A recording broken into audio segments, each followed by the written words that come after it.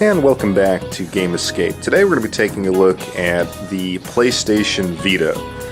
One of the most disappointing and I think almost controversial systems that you can buy right now, principally because it is a fantastic piece of hardware with almost no games and no support by developers and by Sony.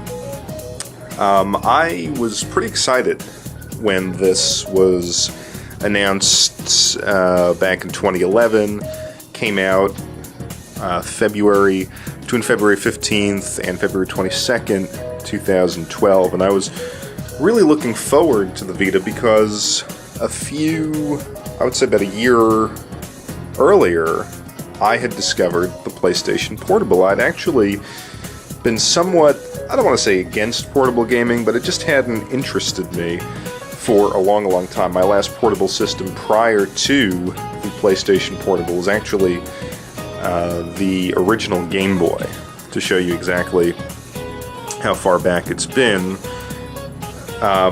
So I kind of was waiting for the great games, waiting to see what the system brought to the table, and almost a year and a half later, it has brought virtually nothing to the table as far as really terrific releases. That's not to say that I've lost all hope, but I think E3 this year will be very telling. If this portable is not supported by Sony, if you don't hear some major announcements at E3, it may be on its way out, and Sony may be on its way out of the handheld market. So we'll start off with just a quick rundown of the hardware. The Vita is powered by a 2 GHz ARM Cortex-A9 processor. It's got 512 megabytes of RAM, 128 megabytes of VRAM, and kind of its main standout feature is the 5-inch OLED multi-touch display, which is really gorgeous. The resolution comes in at 960 by 544, but it really is a tremendous screen, and it really blows the Nintendo 3DS XL out of the water in screen quality. It's just absolutely excellent. Also has a touchscreen interface on the back of the console. It's not utilized tremendously well in a lot of the games that I have out here on the table. And it also has a quad-core graphics processor. Sound is excellent if you use headphones, and the connectivity, obviously Wi-Fi, 802.11 BGN, and this particular model has 3D functionality. When I first got the Vita, I was really impressed with just the overall build quality. It feels solid, it feels heavy. As you can see, it really has a glossy finish. It's picking up the lighting here, but it just feels better than any handheld that I've used. It's the buttons are tight and responsive. The dual analog sticks are terrific, and the shoulder buttons, kind of like the old PSP, they're fine.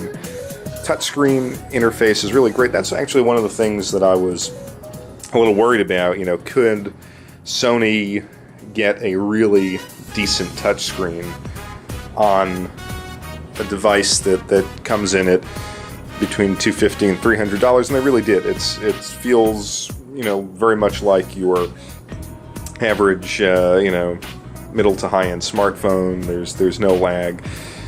It just responds beautifully.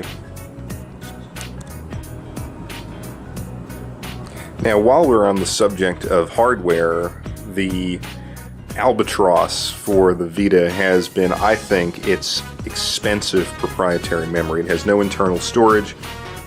You have to buy these PS Vita memory cards, and they are really grossly overpriced. I think, if I can recall, a 32 gig card at launch was around $100, and I can't remember what the 16 gig was going for, but I think maybe the 8 gig was around $25, $30, which is absolutely insane considering the other day I just picked up a 32 gigabyte flash drive for $15. So this was the major issue, and it makes absolutely no sense for a console that really was supposed to maybe even usher in this digital consumption generation. I mean, yeah, you had the PSP Go, that failed miserably, but at least that had 16 gigabytes of memory. So you release a device that has all of these terrific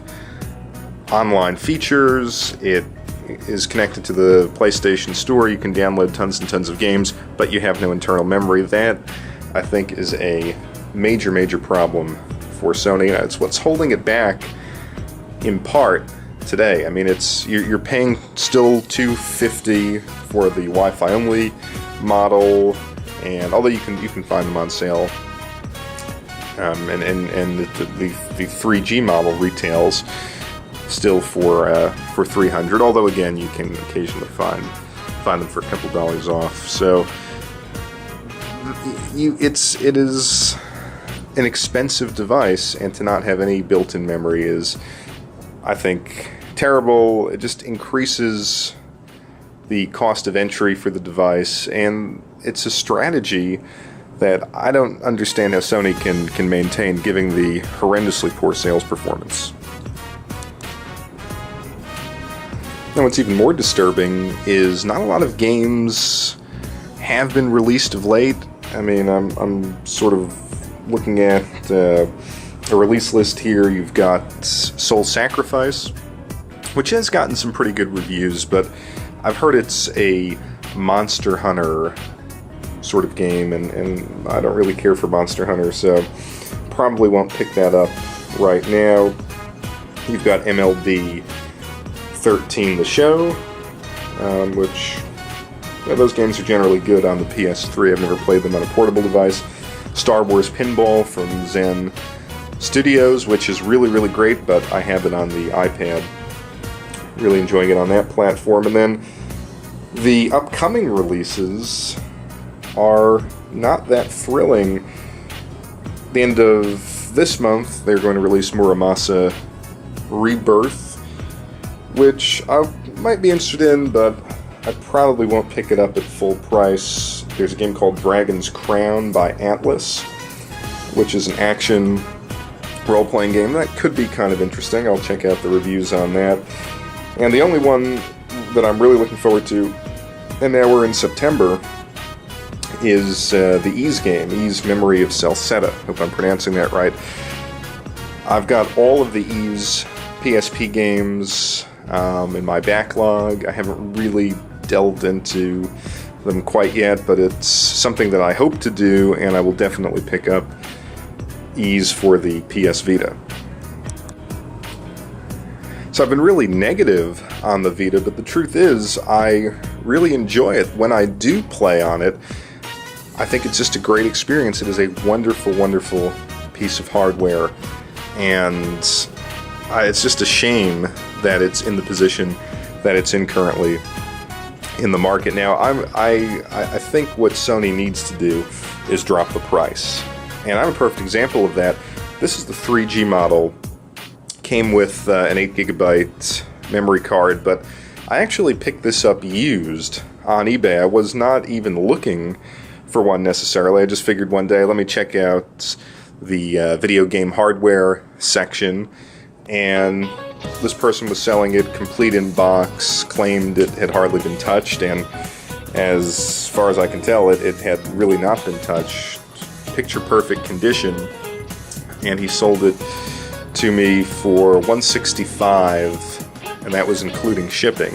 So I got the 3G model, 8 gigabyte memory card, $165. That was the price point for me that said to me, you know what, this is maybe worth taking a look at.